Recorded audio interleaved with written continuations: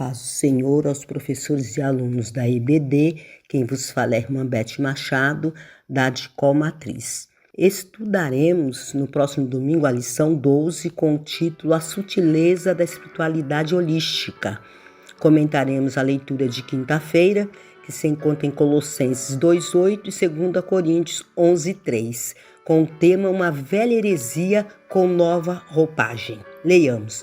Tende cuidado para que ninguém vos faça presa sua, por meio de filosofia e vãs sutilezas, segundo as tradições dos homens, segundo os rudimentos do mundo e não segundo Cristo. Mas temo que assim como a serpente enganou a Eva com a sua astúcia, assim também sejam de alguma sorte corrompidos os vossos sentidos e se apartem da simplicidade que há em Cristo.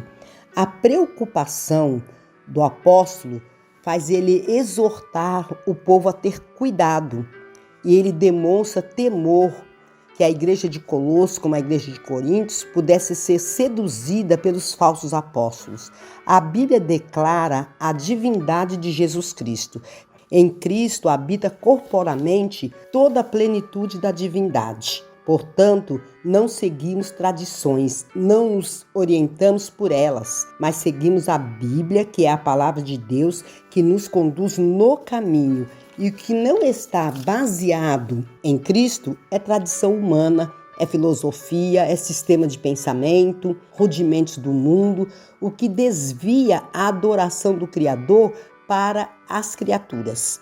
A igreja corria perigo, dando ouvido aos falsos mestres, e Paulo recomenda a si mesmo o que não necessitava fazer, pois essas igrejas eram fruto do seu trabalho. Quando fala de zelo, refere-se que não é ciúme, mas um sentimento que vem de Deus, pois teria que entregá-los preparados como uma virgem pura a um marido, a saber, a Cristo. Se estudarmos sobre o noivado, o casamento naquele período, fazia-se um contrato que era um compromisso. A filha tinha sido dada ao noivo, mas continuava em casa aos cuidados do pai, que aguardaria cumprindo o contrato de entregar a filha virgem ao noivo. E somos a noiva. O casamento será consumado na segunda vinda de Cristo. Paulo lhes apresentara Jesus Cristo quando lhes pregara o evangelho. Ele era o noivo. Demonstra zelo e temor que sejam enganados. Eva não ouvira direto de Deus a palavra.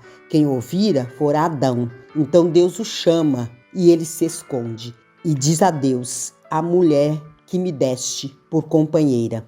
Então Deus fala à mulher. Adão não foi enganado, mas sim a mulher. E a velha serpente segue enganando. 2 Coríntios 11:13 fala dos falsos apóstolos e obreiros fraudulentos transfigurados em apóstolos de Cristo, que com astúcia querem enganá-los, correm risco de ter o coração dividido. A preocupação de Paulo não é diferente dos líderes atual, de serem afastados, de terem a mente seduzidas, que tenham um modo de conduta mudado, corrompendo a mente, terão o corpo dominado, subjugado, tornando-se presa fácil, levados a pensar que pode haver obediência dividida. Como alguém pode dizer que Jesus é anátema? Como crer em Jesus e em Buda? Se afastavam da simplicidade e da pureza. 1 Coríntios 11:4 diz que existe outro espírito e que não é o espírito de Cristo. Paulo, em Gálatas 3:1, indaga quem os fascinou. Satanás tenta seduzir a mente. Cuidado para não negar o Deus verdadeiro. Rejeite todo ensino que não estiver centrado em Cristo. Atos dos Apóstolos, capítulo 20, versículo 29 e 30, fala de lobos cruéis que entrarão no meio de vós, veio de fora. E o 30 diz que é dentre vós mesmo levantarão homens que falarão coisas perversas. Então, lutas dentro e fora. Alziro Zaru foi congregacional. Neemias Mariem, presbiteriano.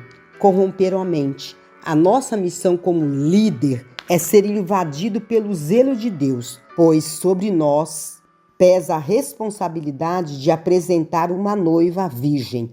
Vamos fixar os nossos olhos em Cristo Jesus. Amém.